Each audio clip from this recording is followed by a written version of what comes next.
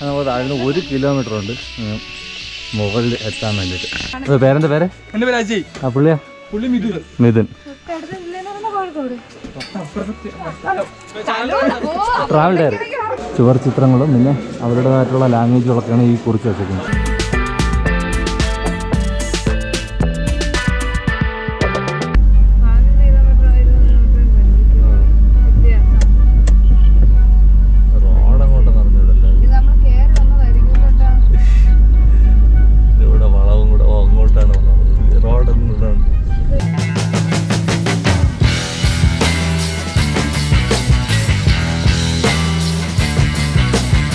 All Kerala ട്രിപ്പിൻ്റെ 31ാമത്തെ എപ്പിസോഡിലേക്ക് എല്ലാവർക്കും സ്വാഗതം. തേയില ഫാക്ടറിക്കകത്തെ കാഴ്ചകളൊക്കെ കണ്ടു. എങ്ങനെയാണ് തേയില ഉണ്ടാക്കിയെടുക്കുന്നത്, അതിൻ്റെ പ്രോസസ്സുകളെല്ലാം നമ്മൾ കണ്ടു. വിശാലമായിട്ടുള്ള കാഴ്ചകളായിരുന്നു അതിനകത്തുള്ളത്.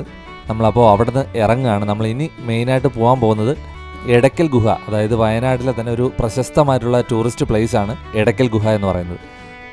വളരെ വ്യത്യസ്തമായിട്ടുള്ള കാഴ്ചകളാണ് എടക്കൽ ഗുഹ നമുക്ക് തരുന്നത്. ഒരുപാട് ചിത്രപ്പണികളും പണ്ടത്തെ ശിലാലിഖിതങ്ങളൊക്കെ നമുക്ക് അതിനകത്ത് കാണാൻ കഴിയും. എന്തായാലും നമ്മൾ ഇവിടെ നിന്ന് നേരെ പോകുന്നത് എടക്കൽ ഗുഹയിലേക്കാണ്. പോകുന്ന വഴിയൊക്കെ തേയിലപ്പാടങ്ങളും അതുപോലെ തന്നെ വ്യത്യസ്തമായിട്ടുള്ള ഒരുപാട് കാഴ്ചകൾ നമുക്ക് പോകുന്ന വഴിക്ക് കാണാനുണ്ട്. നേരെ നമുക്ക് എടക്കൽ ഗുഹയിലേക്ക് പോവാം.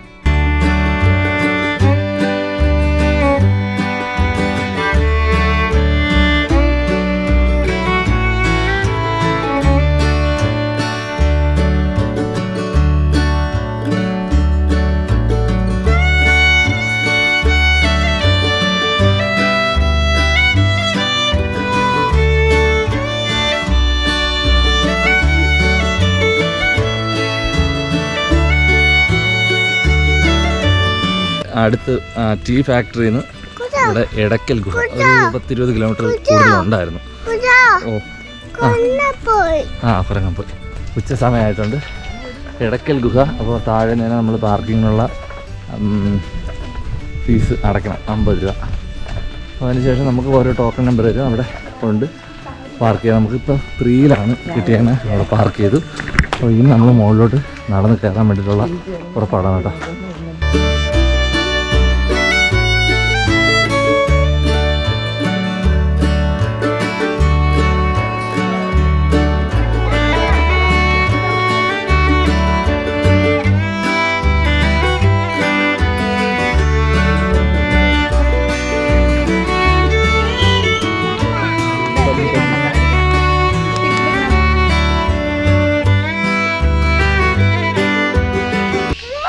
താഴ്ന്ന് 1 കിലോമീറ്റർ ഉണ്ട് മുകളിൽ എത്താൻ വേണ്ടിയിട്ട്.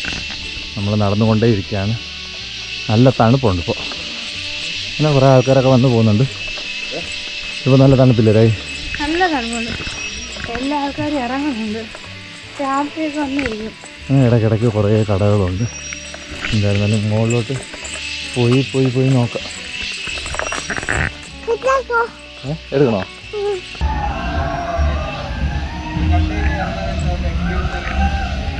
ഇവിടെ ഒരു ടോൾഡി തിയേറ്റർ ഉണ്ട് നമ്മൾ പോകുന്ന വഴിക്ക്. ഒരാൾക്ക് 100 രൂപയാണ് പാസ് എന്ന് പറയുന്നത്. അകത്ത് വിളിയും ബഹളമൊക്കെ കേൾക്കുന്നുണ്ട്. നമ്മൾ ഈ ചെയറിലിരുന്നിട്ടേ ചെയറോട് കൂടി എടുത്ത് മറിക്കുന്ന സംഭവമൊക്കെ ഉണ്ടല്ലോ, ടോൾഡി. ദിനോസറിൻ്റെ ഒക്കെ പടം വെച്ചിട്ടുണ്ട്. എന്തായാലും സെറ്റായിരിക്കും. 100 രൂപയാണ് ടിക്കറ്റ് കേട്ടോ.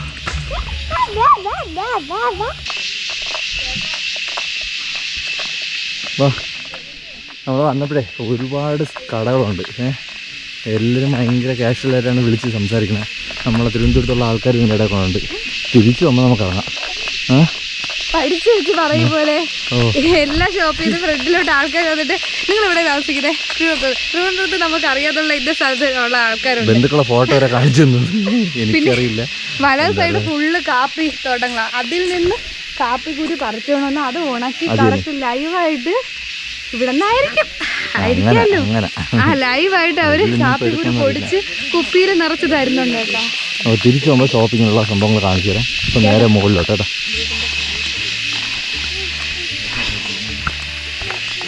മുല്ല എവിടെ ഇരിക്കുന്ന?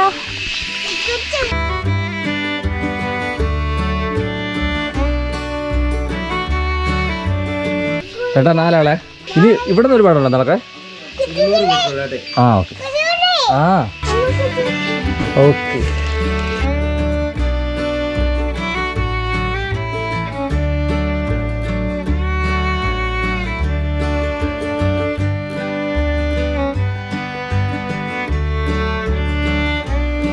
എൻട്രൻസ് നമ്മളിങ്ങനെ കുറേ ദൂരം ഇങ്ങനെ നടന്നു വന്നതിന് ശേഷം ടിക്കറ്റ് എടുക്കാനുള്ളത്.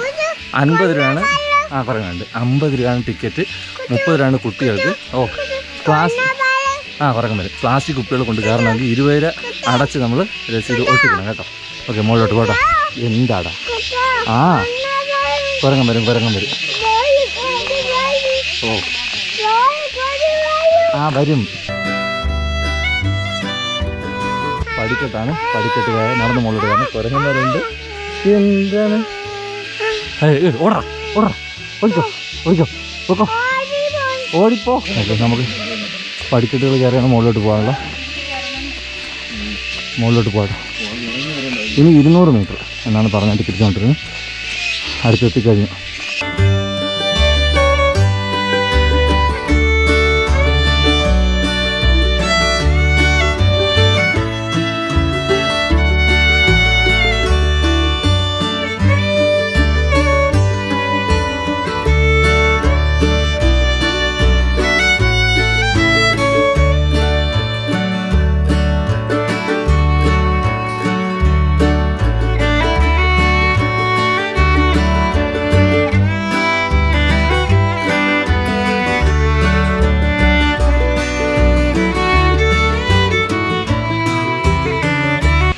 അമ്മച്ചി കുനിഞ്ഞാണ് കയറാൻ കേട്ടോ. അവിടെ പടുക്കിട്ടുണ്ട്.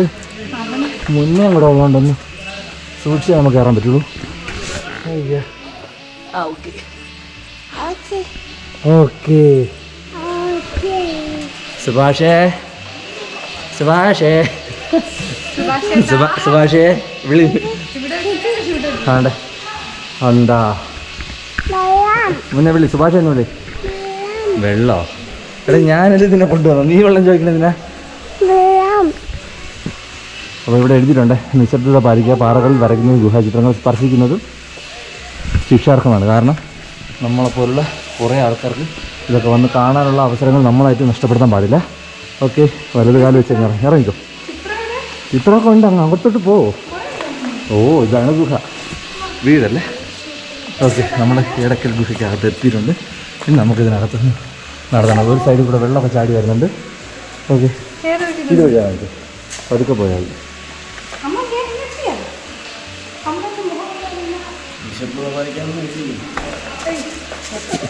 ഇത്രയും കുഴപ്പമില്ല. ഇല്ല ഇല്ല കുഴപ്പമില്ല. ഓ നിനക്ക് ഉണ്ട്. അല്ല അതുകൊണ്ട് അവിടെ പഠിക്കട്ടുണ്ട് കണ്ടോ.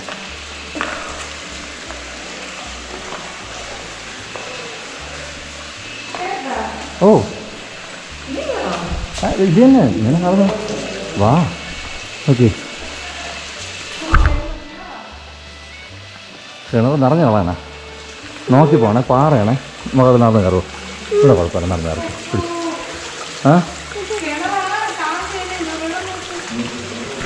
നോക്കാം മരം നോക്കി. വേര് എന്ത് ശ്വാസം വിടണം. ഒരു കുഴപ്പമില്ല. ഇത് വെളിയിലോട്ടിറങ്ങാം. വാ വാ, ഇത് വെളിയിലോട്ടിറങ്ങണം. വാ. ഓ പപ്പയ്ക്ക് ശ്വാസം വിടണോ? അത് വെളിയിലായി തീർന്നു. ഇല്ല നമുക്ക് അത്ര ആശ്വാസമായി ചേട്ടാ.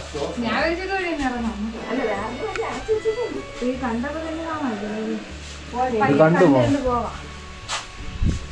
മുന്നേ ചെറുക്കോ. മോളിലിരിക്കണ പാറ നോക്കി.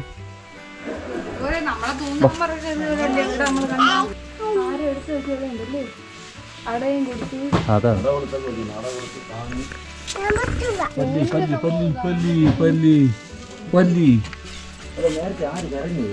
അത് കുരങ്ങ. പോയി വാ.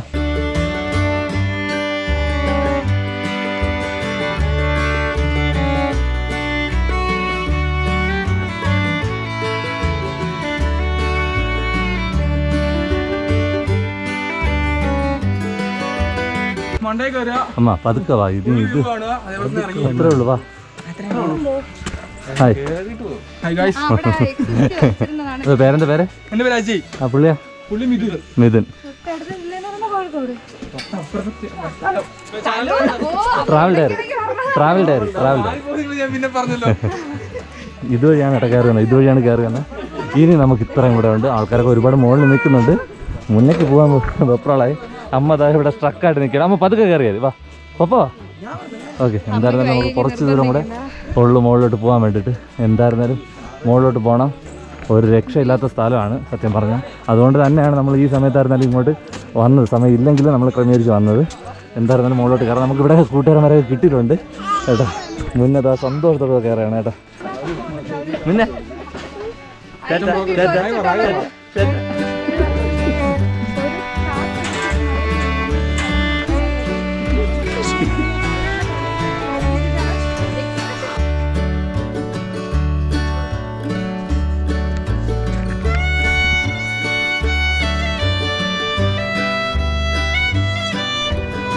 മുന്നേ തട്ടിക്കൊണ്ടുപോയി. മുന്നേ തട്ടിക്കൊണ്ടുപോയി. പിന്നെ ചിരിക്കണൊക്കെയാണ്. ഓക്കെ എന്താ ചിരിടാ. അപ്പോൾ നമ്മൾ വേണ്ട പോട്ടെ. നമ്മൾ ഗുഹയ്ക്കകത്തോട്ട് ഇറങ്ങാൻ പോവാണ്. ഓക്കെ, മുന്നേക്ക് നടന്നിറങ്ങുമോ? കഴിഞ്ഞതാ. ഓക്കെ, ഒരുപാട് ആൾക്കാരുണ്ട് കേട്ടോ. ഒരുപാട് ആൾക്കാരുണ്ട്. എന്തായാലും പൊളി എന്ന് പറഞ്ഞാൽ പൊളി. പിന്നെ പതുക്കെ പതുക്കെ ചാടല്ലേ. ആ അങ്ങനെ ഇറങ്ങും. ആ ചാടല്ലേ. ഇല്ല ഞാൻ ചാടില്ല. മുന്നേ ചാടൂലല്ലോ. ആ ചാടല്ലേ. അപ്പച്ചനും ചാടല്ലേ.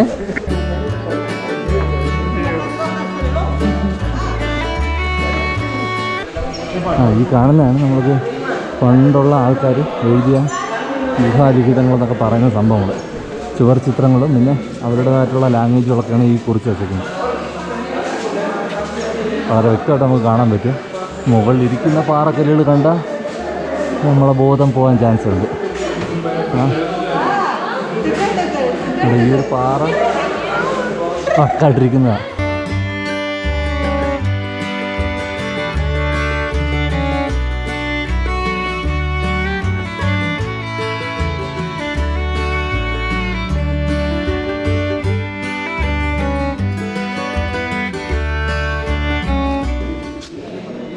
എന്നൊക്കെ എന്തരാണ്. അയ്യോ ഗുണാസ് എന്തരാണ്. പാറയല്ലേ. പാറ എവിടെ? പാറ എൻ്റെ അമ്മ. ഇതിൻ്റെ ഇടയിൽ നോക്കിയാണ് ആ പാറയുടെ ഡിസ്റ്റൻസ് നോക്കിയാണ്. രണ്ട് പാറയുടെ തമ്മിലുള്ള ഡിസ്റ്റൻസ് ഉണ്ടോ?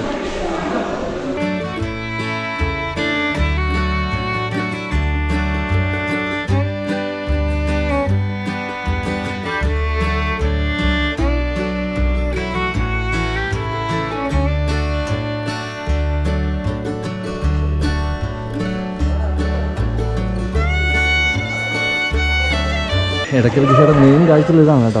ഈ ചിത്രങ്ങളും പിന്നെ ഈ ഒരു രൂപവും ഭയങ്കരപ്പെട്ടൊരു ഗുഹ. സൂപ്പർ എന്ന് പറഞ്ഞാൽ സൂപ്പർ. ഒരു രക്ഷയില്ല പറഞ്ഞു. ഓക്കെ, നമുക്കിവിടെ നിന്ന് ഇറങ്ങാം കേട്ടോ. ഇതുവഴിയാണ് എക്സിറ്റ്. നമ്മൾ നടന്ന് കയറി വന്ന പടിക്കെട്ടുകളിലൊക്കെ നമുക്ക് തിരിച്ചിറങ്ങണം. കേരളത്തിലെ വയനാട് ജില്ലയിലെ സുൽത്താൻ ബത്തേരിക്ക് അടുത്തുള്ള പശ്ചിമഘട്ടവും പൂർവ്വഘട്ടവും കൂടിച്ചേരുന്ന ഭാഗമായ അമ്പുകുത്തി മലയിലെ 2 പ്രകൃതിജന്യമായ ഗുഹകളാണ് എടയ്ക്കൽ ഗുഹകൾ എന്നറിയപ്പെടുന്നത്. ചെറുശിലായുഗ സംസ്കാര കാലഘട്ടത്തിലെന്ന് കരുതുന്ന ശിലാലിഖിതങ്ങൾ ഈ ഗുഹയിൽ കാണപ്പെടുന്നു. കേരളത്തിൽ ലഭിച്ചിട്ടുള്ള ഏറ്റവും പഴക്കം ചെന്ന ലിഖിതങ്ങൾ ഇവിടെയാണ്. സമുദ്രനിരപ്പിൽ നിന്ന് ഏതാണ്ട് 4000 അടി ഉയരത്തിലുള്ള അമ്പുകുത്തി മലയുടെ മുകളിൽ ഒരു വലിയ പാറയിൽ രൂപപ്പെട്ട ഒരു വിള്ളലിൻ മുകളിൽ വീണുറച്ച കൂറ്റൻ പാറയാണ് മനുഷ്യനിർമ്മിതമല്ലാത്ത ഈ ഗുഹയെ സൃഷ്ടിച്ചിരിക്കുന്നത്. കേരളത്തിലെ ഏറ്റവും പുരാതനമായ ഒരു രാജവംശത്തെപ്പറ്റി സൂചന നൽകുന്ന ശിലാലിഖിതങ്ങൾ ലോക കൊത്തുചിത്രക്കാരുടെ ആദിമ മാതൃകകളെ അനുസ്മരിപ്പിക്കുന്ന തരത്തിലുള്ളവയാണ്. പ്രാചീനമായ ചിത്രങ്ങളും പിൽക്കാലത്ത് രേഖപ്പെടുത്തപ്പെട്ട ലിപികളും ഇവിടെ കാണാം. പാറകൾക്കിടയിലെ അഥവാ പാറയുടെ നടുവിൽ ഉണ്ടായ വിള്ളലിലേക്ക് അഥവാ ഇടയിലേക്ക് മുകളിൽ നിന്ന് വീണ് കിടക്കുന്ന ഒരു വലിയ കല്ലാണ് പേരിന് ആധാരം. 98 അടി നീളവും 22 അടി വീതിയുമുള്ള ഈ വിള്ളലാണ് ഗുഹയെ രൂപപ്പെടുത്തിയിരിക്കുന്നത്. ഇതിന് 30 അടിയോളം ഉയരവുമുണ്ട്. 1901 മലബാറിലെ ജില്ലാ പോലീസ് സൂപ്രണ്ടായിരുന്ന എഫ് ഫോസെറ്റാണ് ദക്ഷിണേന്ത്യൻ ചരിത്ര രചനയിൽ വഴിത്തിരിവുണ്ടാക്കിയ ഇടയ്ക്കൽ ഗുഹകളെ ലോകശ്രദ്ധയിലേക്ക് കൊണ്ടുവരുന്നത്. ആദിവാസികളായ മുള്ളുക്കുറുമരുടെയും പണിയൂരുടെയും സഹായത്തോടെ കാടുവെട്ടി വഴിയുണ്ടാക്കിയാണ് അദ്ദേഹം ഇവിടേക്കെത്തിയത്. ഫോസർ അക്കാലത്ത് നിരവധി തവണ ഗുഹകളെപ്പറ്റി പഠനം നടത്തുകയുണ്ടായി. അദ്ദേഹത്തിന് ശേഷം RC temple 1896, Bruce Wood 1897, doctor Schulz 1896, Colin Mackenzie എന്നിവർ എടക്കലിനെ കുറിച്ചും സമീപത്തുള്ള പുരാതന പരിഷ്കൃതിയെപ്പറ്റിയും പഠനങ്ങൾ നടത്തി. എടക്കൽ ഗുഹാചിത്രങ്ങൾ പ്രാചീന ശിലായുഗത്തിന്റെ അന്ത്യത്തിലുള്ള ചെറു ശിലായുഗത്തിലാണ് ഉണ്ടായത്. നമുക്ക് നേരെ മുന്നിൽ കാണുന്ന ആ ഒരു പാറ കണ്ടോ? അതിന് മുകളിൽ 2 വലിയ മരങ്ങൾ നിൽപ്പുണ്ട്. ഒരു തരി മണ്ണ് പോലും ഇല്ലാതെ ഇതെങ്ങനെയല്ലേ? ഷുഗർ കൊളസ്ട്രോൾ ഉള്ളവർക്ക് വെറുതെ കഞ്ഞിയായിട്ട് കുടിച്ചാലും നല്ലതാണ്. നമ്മളും കഞ്ഞിയായിട്ട് കുടിച്ചാലും കുഴപ്പമില്ല. വീട്ടിൽ നിന്ന് ഉണ്ടാക്കിക്കൊണ്ടിരുന്നത് പിള്ളേർക്കൊക്കെ കഞ്ഞിയായിട്ട് കൊടുത്തു കഴിഞ്ഞാൽ നല്ലതാണ്. ഏറ്റവും പഴക്കം ചെന്ന മുള പൂക്കുമ്പോൾ ആദ്യം കിട്ടുന്ന സംഭവം ഇത് അതിനെ ഇവിടുത്തെ ആദിവാസികൾ കളക്ട് ചെയ്ത് അവര് ക്ലീൻ ചെയ്യും. ക്ലീൻ ചെയ്ത് ഈ സംഭവം ആക്കിയെടുക്കും. കണ്ടോ? ഇതാകും. ഇത് 150 പായസത്തിനാണെങ്കിൽ അങ്ങനത്തെ ഗ്ലാസ് 25 ഗ്ലാസ് പായസം കണ്ടോ? ഇത് മുള ഏരിയാണ്. ഈ മുള ഏരിയ ഉണ്ടോ? 150 രൂപയാണ്. എത്ര ഗ്രാം വരും? അത് 250 ഗ്രാം, 250 ഗ്രാമാണ്. ഇത് അതിൽ നിന്ന് വേർതിരിച്ചെടുക്കണം. 1/2 മണിക്കൂർ വേവിച്ച് നമുക്ക് പായസമായിട്ടോ കഞ്ഞിയായിട്ടോ കുടിക്കേണ്ട. ഷുഗർ ഫ്രീ അല്ലേ? ഇടയ്ക്കൽ ഗുഹയൊക്കെ കണ്ടിറങ്ങി അപ്പോഴത്തേക്ക് ഉച്ചയ്ക്ക് സമയമായി കഴിക്കാനുള്ള. നമുക്കിവിടെ തന്നെ സ്പോട്ട് ഉണ്ടായിരുന്നു. നമ്മൾ പാർക്കിങ്ങിൻ്റെ സ്ഥലത്ത് തന്നെ ഇരുന്ന് നമ്മൾ ഫുഡൊക്കെ കഴിച്ചു കേട്ടോ. ഇനി അടുത്ത് ഇവിടെ ചെറിയ 1-2 സ്ഥലം കൂടെ ഉണ്ട്. മാക്സിമം കവർ ചെയ്യാൻ പറ്റും. നമ്മളിന്ന് കവർ ചെയ്തിട്ട് കണ്ണൂരിലേക്ക് പോകും. നമുക്ക് സ്റ്റേ ചെയ്യുന്ന അങ്ങോട്ടാണ്, കണ്ണൂർ സൈഡാണ്. ഓക്കെ, എന്തായാലും നമ്മൾ ഈ എടയ്ക്കൽ ഗുഹയുടെ ഭാഗത്ത് നിന്ന് നമ്മൾ ഇവിടെ നിന്ന് പോവുകയാണ്. ഇവിടെ അടുത്ത് തന്നെ ഫാൻറ്റം റോക്ക് എന്ന് പറഞ്ഞൊരു സ്ഥലമുണ്ട്. അങ്ങോട്ടൊന്ന് പോയി നോക്കട്ടെ.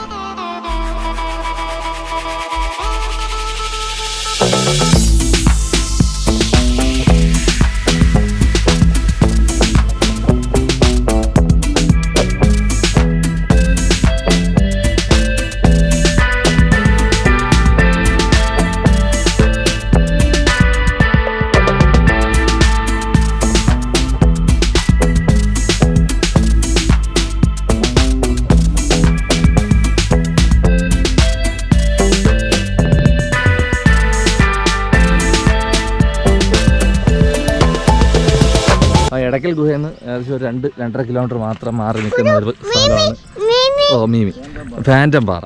അപ്പോൾ നമ്മൾ റോഡിൽ നിന്ന് തന്നെ നമുക്ക് കാണാൻ പറ്റും ഫാൻറ്റം പാറ. നമുക്ക് ഇങ്ങോട്ട് കയറി വരാൻ വേണ്ടി 30 രൂപയാണ്. അപ്പോൾ എനിക്ക് തോന്നുന്നു പാർക്കിങ്ങിന് മാത്രമായിരിക്കും. നമ്മൾ എന്തായിരുന്നാലും 4 ആളുണ്ട്. 30 രൂപയാണ് നമ്മളിന്ന് വാങ്ങിച്ചത്. അപ്പോൾ ഫാൻറ്റം പാറ നമ്മൾ ദൂരെ നിന്ന് കാണുമ്പോൾ ഫാൻറ്റത്തിൻ്റെ മുഖ ഷേപ്പ് തരുന്നൊരു പാറയാണ്. ആ തെങ്ങിനപ്പുറം നമുക്ക് കാണാൻ പറ്റും. അങ്ങോട്ട് പോവാം. അതിന് മുന്നേ ഇവിടെ ഒരു പാറക്കോറി ആണ്. പാറ പൊട്ടിച്ചുകൊണ്ടിരുന്ന പാറക്കോറി ഇപ്പം വെള്ളം കയറി കിടക്കുകയാണ്. ഇതിപ്പോൾ നമ്മൾ റോഡ് സൈഡിൽ നിന്ന് കാണുന്ന ഒരു വ്യൂ ആണ്. പുറകിലൊരു മലയുണ്ട്. വണ്ടികൾ പോകുന്ന റോഡുകൾ നമുക്ക് കാണാം. അപ്പോൾ ഇതൊരു പാറക്കോറിയാണ്. അപ്പുറം സൈഡും അതുപോലെ തന്നെ വലിയ പാറക്കോറികളാണ്. പാറ പൊട്ടിച്ചുകൊണ്ടിരുന്ന പാറയാണ്. നമ്മുടെ ഫാൻറ്റം പാറ അവിടെ ഇരിക്കുകയാണ്. ദൂണ്ട് അവിടെയാണ് ഫാൻറ്റം പാറ ഇരിക്കുന്നത്.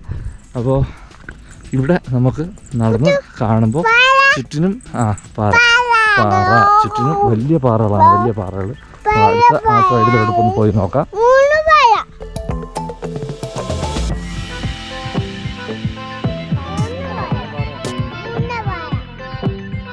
അപ്പോൾ ഇതൊരു പ്രൈവറ്റ് പ്രോപ്പർട്ടി ആണെന്നാണ് തോന്നുന്നത്.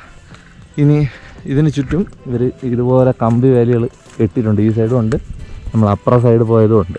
അപ്പോൾ അതുകൊണ്ട് നിന്ന് കാണുന്നതിന് വലിയ വിഷയമൊന്നുമില്ല. വലിയ പാറ മടകൾ അല്ലെങ്കിൽ പാറ ക്വാറിയാണ്. പിന്നെ ഇനി നമുക്ക് ഇതിലോട്ട് കുറച്ച് മുകളിലോട്ട് പോകാൻ പറ്റും. സൈഡിലൊക്കെ പുല്ല് വളർന്ന് നിൽപ്പുണ്ട്. നമ്മൾ ആ വഴിയെ മുന്നോട്ട് പോയി നമുക്ക് ഫാൻറ്റം പാറയുടെ അടുത്തേക്ക് പോകാൻ പറ്റുമെന്ന് തോന്നുന്നു. എങ്ങനെയാണ് വഴിയെന്ന് അറിയില്ല. ഇതുവഴി നട വഴിയുണ്ട്. നമ്മൾ അതുവഴി മുന്നോട്ട് കയറിപ്പോയി നോക്കാം. പോവാം മക്കളെ. ഇറങ്ങണം. നമ്മൾ പുൽക്കൂട് കെട്ടുന്നതിൻ്റെ അത് തന്നെ, അത് കൈമുറി. ഇവിടെ നിന്ന് നമുക്ക് കാണാൻ പറ്റും ഫാൻറ്റം പാറ. അവിടെ എവിടെയും ഉണ്ട് കേട്ടോ. ഇവിടെ ഫുള്ള് പാറക്കുളങ്ങളാണ്. ഫുള്ള് പാറക്കുളങ്ങളാണ്. ഇവിടെയൊന്നും വേലിയില്ല, പക്ഷെ മീൻ വളർത്താൻ പറ്റിയ സ്ഥലങ്ങളാണെന്ന് തോന്നുന്നു. ഓ അതാണ് നമ്മുടെ പാൻറ്റമ്പാറ.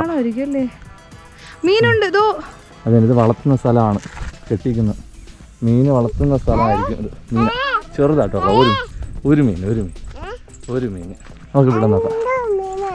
അപ്പോൾ നമുക്ക് ഇപ്പുറത്തെ സൈഡിലേക്ക് ഇതാ ഇതുപോലെ വഴിയുണ്ട് കേട്ടോ. പിന്നെ ഒരു കാര്യം ഇവിടെ പറയട്ടെ, നമ്മൾ ഇപ്പോൾ യാത്ര തിരിച്ചിട്ട് 16 ദിവസമായി. നമ്മൾ ഒരു ജില്ലയിൽ പ്രധാനപ്പെട്ട വെറൈറ്റി ആയിട്ടുള്ള സ്ഥലങ്ങൾ മാത്രമാണ് നമ്മൾ കണ്ടുപോകുന്നത്. നമ്മുടെ പ്രത്യേകത, നമ്മൾ PWD റൂം ബുക്ക് ചെയ്താൽ പോകണേ. അപ്പോൾ ആ ലൈന് പിടിച്ചിട്ടുള്ള സ്ഥലങ്ങൾ, വ്യത്യസ്തമായിട്ടുള്ള സ്ഥലങ്ങളൊക്കെ നോക്കിയാണ് നമ്മൾ പോകുന്നത്. ഇപ്പോൾ വയനാടിനെ സംബന്ധിച്ചായിരുന്നാലും നമുക്ക് കണ്ടു തീർക്കണമെങ്കിൽ ഒരു 3 ദിവസമെങ്കിലും ഏറ്റവും കുറഞ്ഞത് വേണം. അതിനുള്ള സ്ഥലങ്ങളുണ്ട്. അപ്പോൾ ഏറ്റവും അത്യാവശ്യവും വെറൈറ്റിയും ആയിട്ടുള്ള സ്ഥലങ്ങൾ മാത്രമാണ്, ബാക്കി സ്ഥലങ്ങൾ കൊള്ളൂല എന്നുള്ളതല്ല, ഒരുപാട് സ്ഥലങ്ങളുണ്ട്. അപ്പോൾ നമ്മുടെ പരിമിതിക്ക് അകത്ത് നിന്ന് നമ്മൾ പോകുന്ന ഒരു ട്രിപ്പാണ്. ബഡ്ജറ്റ് നോക്കണം, അങ്ങനെ ഇങ്ങനെയൊക്കെയുള്ള ഒരുപാട് കാര്യങ്ങളുണ്ട്. അപ്പോൾ നമ്മൾ ഇന്ന് ഒരു ദിവസം മാത്രമേ ഉള്ളൂ വയനാട്. അപ്പോൾ അതിനുള്ള സ്ഥലങ്ങളാണ് നമ്മൾ പോകുന്നത്. എടക്കൽ ഗുഹ പോയി 1-2 സ്ഥലങ്ങൾ പോയിട്ട് നമ്മളിനി കണ്ണൂരിലേക്ക് ചാടും. അപ്പോൾ എന്തായിരുന്നാലും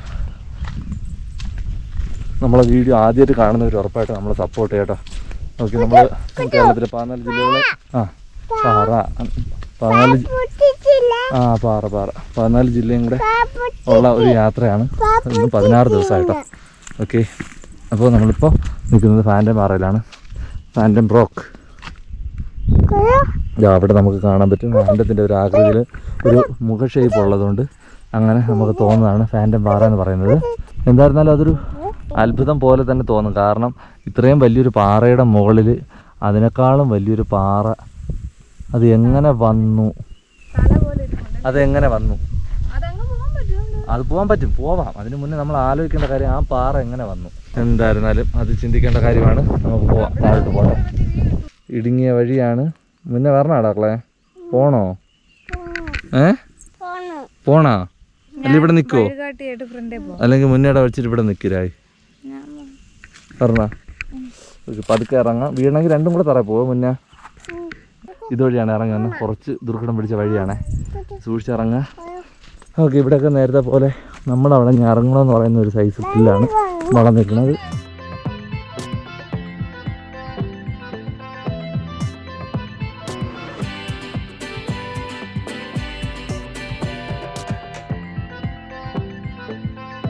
ആ ഫാൻറ്റം റോക്കിലോട്ട് പോകുമ്പോൾ തന്നെ ചുറ്റും പാറയാണ്, അങ്ങോട്ട് പാറയുണ്ട്. അതുപോലെ തന്നെ നമുക്ക് ഇവിടെ നിന്നാലും വാവ് സൂപ്പർ. ഇതൊക്കെ ഭയങ്കര ആഴമായിട്ടുള്ള സ്ഥലങ്ങൾ നല്ല ആഴമുള്ള സ്ഥലങ്ങളാണ്. ഇവിടെ അതുപോലെ തന്നെ പാറകൾ, പൊട്ടിയ പാറകൾ ഒട്ടിപ്പിടിച്ച് നിൽക്കുന്നുണ്ട്. അതിന് പുറത്തൊക്കെ മരം നിൽക്കുന്നതാണ് അതിലും വെറൈറ്റി ആയിട്ടുള്ള കാര്യം. അപ്പോൾ ഇവിടെ വലിയ പാറയാണ്. ഓക്കെ, ഇവിടെയാണ് നമ്മുടെ ഫാൻറ്റം റോക്ക് ഇരിക്കുന്നത്. കറക്റ്റ് ബാക്കിൽ നിന്ന് ലൈറ്റ് അടിക്കുന്നതുകൊണ്ട് ഫാൻറ്റം റോക്ക് കറുത്തിരിക്കുകയാണ്, കറുത്ത്. നമുക്കതിന് മൂട്ടിപ്പോയി നോക്കാം. ഈ ഉയർന്ന് പൊങ്ങി നിൽക്കുന്നതാണ് ഫാൻറ്റം റോക്ക്. സൂര്യൻ പുറകിലുണ്ട്. സൂര്യൻ രാഹി അവിടെ നിൽപ്പുണ്ട്, പക്ഷെ കണ്ടുകൂടാ.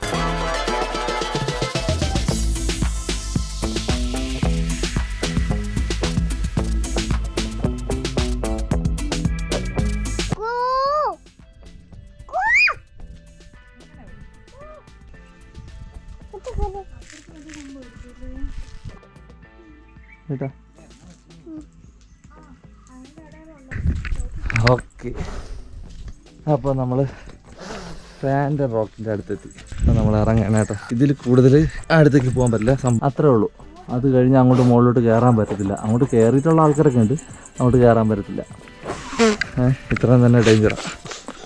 പിന്നെ ഞാൻ ഇവനിടെ ഇരുത്തിക്കൊണ്ട് പോകുമ്പോൾ നിങ്ങൾക്ക് തോന്നുന്നത് കല്ലിൻ്റെ ഇടയിൽ കൂടെ കൊച്ചിനെ കൂടെ ഇരുത്തിക്കൊണ്ട് ഡേഞ്ചർ കളിക്കാനില്ല കേട്ടോ. നല്ല സേഫായിട്ടാണ് ഞാൻ പോവാണ്. അതിൽ ആരും എന്നൊന്നും പറയരുത്. പിന്നെ നമ്മൾ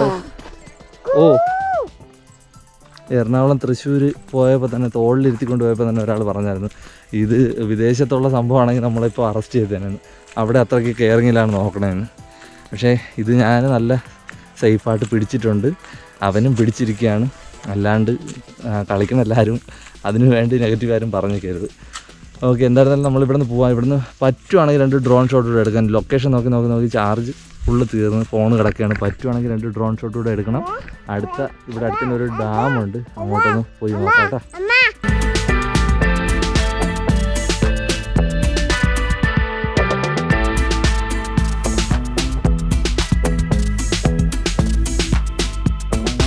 കേരളത്തിലെ വയനാട് ജില്ലയിലെ അമ്പലവയലിലെ വിനോദസഞ്ചാര കേന്ദ്രമാണ് ഫാൻറ്റം റോക്ക്. മനുഷ്യന്റെ തലയോട്ടിക്ക് സമാനമായ പ്രകൃതിദത്ത രൂപാന്തരികമാണിതിന്. അതിനാൽ ഇത് ഫാൻറ്റം റോക്ക് എന്നറിയപ്പെടുന്നു. കൽപ്പറ്റയിൽ നിന്ന് 17 കിലോമീറ്റർ അകലെ സമുദ്രനിരപ്പിൽ നിന്ന് 2600 അടി ഉയരത്തിലാണ് ഇത് സ്ഥിതി ചെയ്യുന്നത്.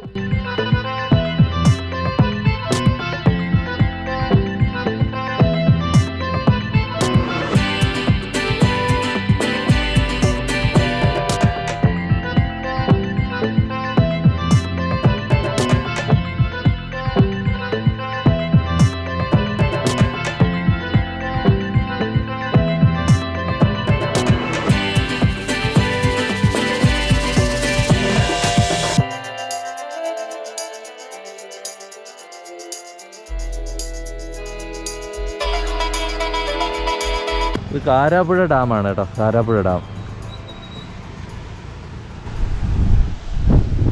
നമ്മൾ ഫാൻറ്റം റോക്കിൽ നിന്ന് ഇറങ്ങി തൊട്ടടുത്ത് തന്നെയാണ്, അവിടെ ഒരു 5-6 കിലോമീറ്റർ അത്രേ ഉള്ളൂ ഈ കാരാപ്പുഴ ഡാമിലോട്ട്. അപ്പോൾ ഇത് നമ്മൾ ഇനി ഇവിടെ നിന്ന് 2 കിലോമീറ്റർ എന്തോ കറങ്ങി അതുവഴിയൊക്കെ ആൾ വരുന്നുണ്ട്. അപ്പോൾ ആൾ വന്ന് നമുക്ക് ഡാമിൻ്റെ അകത്ത് മുകളിൽ കയറി നിന്ന് കാണാനുള്ള സൗകര്യമുണ്ട്. 20 രൂപ എന്തോ പാസ്സുള്ളൂ. ഇപ്പോൾ നമുക്ക് റോഡിൽ നിന്ന് തന്നെ നമുക്ക് കാണാൻ പറ്റും. അതെന്തായാലും നമ്മളിനിപ്പോൾ അങ്ങോട്ട് പോകുന്നില്ല, നമ്മളിനി 1-2 സ്ഥലത്തൂടെ പോകാൻ പ്ലാൻ ഉള്ളതുകൊണ്ട് നമുക്കിവിടെ നിന്ന് തന്നെ കണ്ടതിന് ശേഷം നമ്മൾ അടുത്ത സ്ഥലത്തോട്ട് പോകാൻ വേണ്ടിയിട്ടുള്ള പ്ലാനാണ്. 3 ഷട്ടറുകളുണ്ട്. 3 ഷട്ടറുകളും ചെറുതായിട്ട് ഉയർത്തി വെച്ചിട്ടുണ്ട്. ഓക്കെ, അപ്പോൾ നമുക്കിവിടെ നിന്ന് ഇനി അടുത്ത് 1-2 സ്ഥലം കൂടെ ഉണ്ട്. അതൊരു കനാൽ പോലെയോ എന്തോ ഒരു സംഭവം ഇങ്ങനെ പോകുന്നുണ്ട്. ഡാമിൻ്റെ മുകളിൽ നിന്നാൽ കറക്റ്റായി കാണാൻ പറ്റും. ഇതിൻ്റെ അപ്പുറം വെള്ളം റിസർവയർ ഉണ്ടാവും. അപ്പുറത്തെ സൈഡിലൊരു അമ്യൂസ്മെൻറ്റ് പാർക്കും വർക്ക് ചെയ്യുന്നുണ്ട്. വലിയൊരു അമ്യൂസ്മെൻറ്റ് പാർക്കാണ് കേട്ടോ. ഓക്കെ, എനിക്ക് തോന്നുന്നു ഇനി അതുവഴിയാണോ ഇങ്ങോട്ട് വരാളെന്ന് അറിയില്ല. ഒരു അമ്യൂസ്മെൻറ്റ് പാർക്കുണ്ട്, അങ്ങനെ കുറേ ആൾക്കാരൊക്കെ നടന്നു വരുന്നുണ്ട്.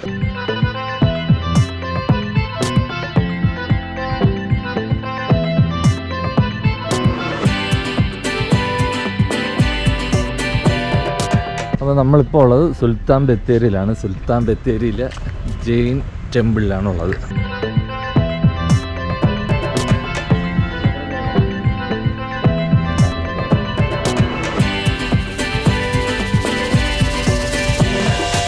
കരിങ്കല്ല് കൊണ്ട് നിർമ്മിച്ചിട്ടുള്ള ഒരു ക്ഷേത്രമാണ്. ജൈന മതത്തിൻ്റെ ആൾക്കാർ ആരാധിച്ചിരുന്നു എന്ന് കരുതപ്പെടുന്ന ഒരു പണ്ടത്തെ ഒരു ക്ഷേത്രം. ഇപ്പോൾ ഇത് പുരാവസ്തു വകുപ്പിൻ്റെ കീഴിലാണ് ഇതിപ്പോൾ ഉള്ളത്. ടിക്കറ്റോ എൻട്രി ചാർജുകളോ ഒന്നുമില്ല. നമുക്ക് ആ റോഡ് സൈഡിൽ തന്നെയാണ് ബത്തേരിയുടെ മെയിൻ റോഡ്, അതുവഴിയാണ്. അവിടെ നിന്ന് ഇങ്ങോട്ട് ഒരല്പം ദൂരം നടന്നാൽ മതി നമുക്ക് ഈ ക്ഷേത്രത്തിൻ്റെ കാഴ്ചകളിലേക്ക് എത്താവുന്നതാണ്. കരിങ്കല്ലാണ് നിർമ്മിച്ചിട്ടുള്ളത്, കാണാൻ പറ്റും. കൊത്തുപള്ളികളൊക്കെ ചെയ്തിട്ടുള്ളത്. ഒരുപാട് ഇതുപോലത്തെ മണ്ഡപങ്ങൾ കെട്ടിയിട്ടുണ്ട്. ഒരു വലിയൊരു കെട്ടിടവും കരിങ്കല്ല് ചേർത്ത ഒരു വലിയൊരു കെട്ടിടവും നമുക്ക് കാണാൻ സാധിക്കും ഇവിടെ. പിന്നെ നടപ്പാതകളോ ഇങ്ങനെയുള്ള നിർമ്മിതികളൊക്കെ ഉണ്ട്. പിന്നെ പണ്ടത്തെ ഇവിടെ നിന്ന് കിട്ടിയതായിരിക്കണം ഇവിടെ സ്ഥാപിച്ചിട്ടുള്ള കരിങ്കല്ല് തീർത്ത ചില ശില്പങ്ങളും രൂപങ്ങളൊക്കെ ഇവിടെ ഡിസ്പ്ലേ ചെയ്തിട്ടുണ്ട് കേട്ടോ.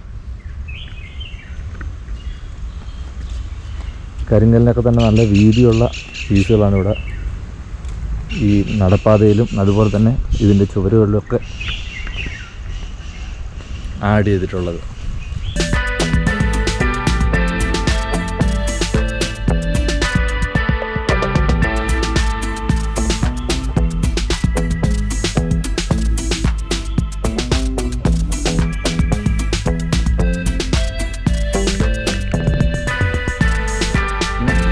അകത്ത് കൽമണ്ഡപങ്ങളാണ്, ലോക്ക്ഡാണ്. റൂമായിട്ട് തിരിച്ചിട്ടുണ്ട്. എന്നാലും അതൊക്കെ ലോക്ക് ചെയ്തൊക്കെയാണ്. അകത്തോട്ടുള്ള റൂമുകളല്ല ലോക്ക് ചെയ്തൊക്കെയാണ്. കരിങ്കല്ല് നിർമ്മിച്ചത് കൊണ്ടാണെന്നറിയില്ല, അതോട്ട് കയറുമ്പോൾ നല്ലൊരു തണുപ്പ് ഫീൽ ചെയ്യുന്നുണ്ട് കേട്ടോ.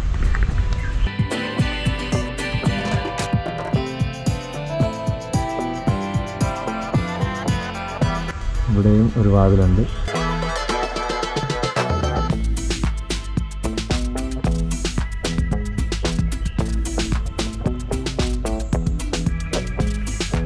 ഓക്കെ, ഇതൊക്കെ വർഷങ്ങൾ പഴക്കമുള്ള സംഭവങ്ങളാണ്. ഇതൊക്കെ കൊത്തിയെടുക്കാനും ഈ രൂപത്തിലൊക്കെ എടുക്കാൻ വേണ്ടിയിട്ടുള്ള അവരുടെ കഠിന പ്രയത്നമല്ലേ. എങ്ങനെയാണ് ഇതൊക്കെ ചെയ്തതെന്ന് ഒരു പിടുത്തമില്ല. മുന്നിലത്തെ ആ കല്ലുകളിലും ഒറ്റ കല്ലുകളിലുള്ളതുണ്ട്, അല്ലാത്തതുണ്ട്. ഇതിലൊക്കെ ഈ ചിത്രപ്പണികളൊക്കെ ചെയ്ത് വെച്ചിരിക്കുന്ന കാണുമ്പോൾ ഇപ്പം നമുക്കാണെങ്കിൽ മിഷനറീസൊക്കെ ഉണ്ട്. അതിൻ്റെ ഇതൊക്കെ ഒറ്റ കല്ല് തീർത്താണ് തോന്നുന്നു.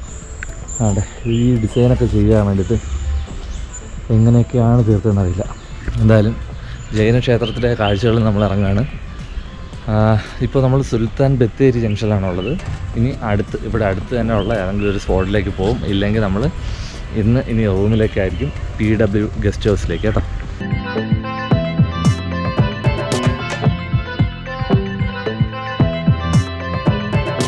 ജെയിൻ ടെമ്പിൾ കഴിഞ്ഞതിന് ശേഷം നമ്മൾ സമയം വൈകിക്കാതെ പിന്നെ റൂമിലേക്ക് പോകാമെന്നുള്ള ഒരു തീരുമാനമാണ്. എന്തായിരുന്നാലും നേരം ഇരുട്ട് മുമ്പ് നമുക്ക് ഇവിടെ ഈ നിൽക്കുന്ന പ്രദേശം കഴിഞ്ഞ് നമുക്ക് നമ്മുടെ റൂമിലേക്ക് എത്തി സേഫ് ആവാനുള്ള ഒരു തീരുമാനമായിരുന്നു നമുക്കുള്ളത്. ഇങ്ങോട്ട് വന്നപ്പോൾ നമ്മൾ താമരശ്ശേരി ചുരം കയറിയാണ് വന്നത്. ഈ അറിയാവുന്നവരൊക്കെ ഒന്ന് ചോദിച്ചപ്പോഴത്തേക്ക് നമ്മൾ തിരിച്ചു പോകുമ്പോൾ അതുപോലെ തന്നെ 2 ചുരമുണ്ട്. ഒന്ന് പാൽ ചുരം, പിന്നെ വേറൊരു ചുരത്തിൻ്റെ പേരൂടെ പറഞ്ഞു. 2 ചുരമുണ്ട്. അപ്പോൾ ഇതിലേതെങ്കിലും ഒരു ചുരം ഇറങ്ങി നമുക്കിനി അടുത്ത് തിരിച്ച് നമുക്ക് അങ്ങോട്ട് പോകാൻ പറ്റത്തുള്ളൂ. നമ്മൾ അതുകൊണ്ട് തന്നെ വഴി അറിഞ്ഞുകൂടാത്തതുകൊണ്ട് കുറച്ചുകൂടെ നേരത്തെ നമ്മൾ സേഫായിട്ട് എത്താലോ എന്നുള്ള രീതിയിൽ നമ്മൾ പിന്നെ അവിടെ നിന്ന് നേരെ തിരിക്കുകയാണ്. അപ്പോൾ വൈകുന്നേരം ആയിട്ടില്ല, രാത്രി ആയിട്ടില്ല. നമ്മൾ പോകുന്ന സമയം ഇതാണ്. നേരത്തെ തന്നെ തിരിച്ചു. അങ്ങോട്ട് പോയി നമുക്ക് മാപ്പ് നോക്കിയാണ് പോകുന്നത്.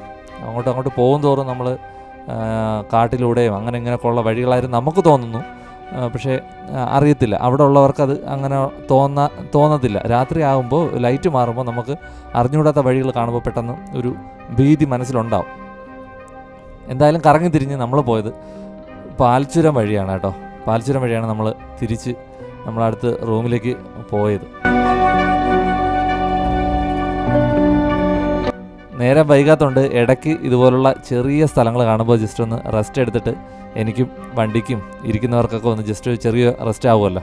അങ്ങനെ ഒരു പാടത്തിൻ്റെ അടുത്തൊക്കെ ഒന്ന് ഇറങ്ങി ചെറിയ കാഴ്ചകളൊക്കെ കണ്ട് പിന്നെ നമ്മൾ യാത്ര തുടരുകയാണ്.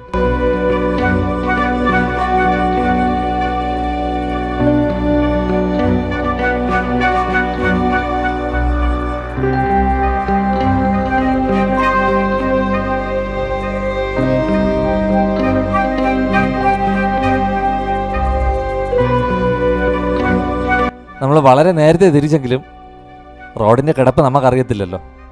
ഏകദേശം ഇരുട്ടി. നമ്മൾ പാൽച്ചുരം ഇറങ്ങാൻ തുടങ്ങിയപ്പോൾ ഇരുട്ടി.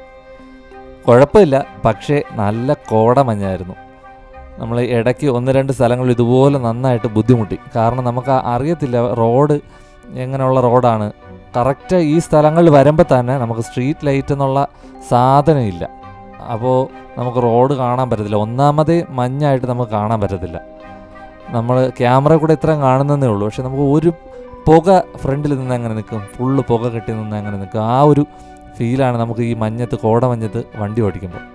അത് ആ എക്സ്പീരിയൻസ് ചെയ്ത ആൾക്കാർക്കേ മനസ്സിലാവത്തുള്ളൂ. നമുക്കിപ്പോൾ കാണുമ്പോൾ കുറച്ചും കൂടെ കാണാൻ പറ്റുന്നുണ്ട്. പക്ഷേ നമുക്ക് എങ്ങോട്ടാണ്, വലത്തോട്ടാണോ ഇടത്തോട്ടാണോ റോഡ് തിരിയുന്നതെന്ന് മാപ്പിൽ നോക്കിയാണ് നമ്മൾ മനസ്സിലാക്കുന്നത്. വേറെ വെളിച്ചമോ ഒന്നുമില്ല.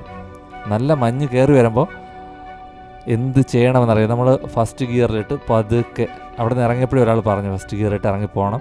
ഫസ്റ്റ് ഗിയറിട്ട് പതുക്കെ വളരെ പ്രയാസപ്പെട്ടാണ് സത്യം പറഞ്ഞാൽ ഇന്നത്തെ നമ്മുടെ യാത്ര നടത്തുന്നത്.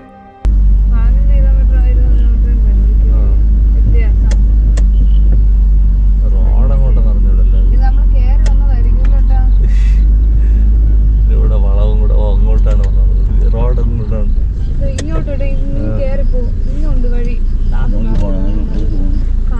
ചേട്ടാ. ഇങ്ങോട്ട് ഇടത്തോട്ട് കുറച്ചുകൂടെ പിടിയേട്ടാ ഉണ്ട്. നമുക്ക് ഇവിടെ നോക്കുമ്പോ കാണാം.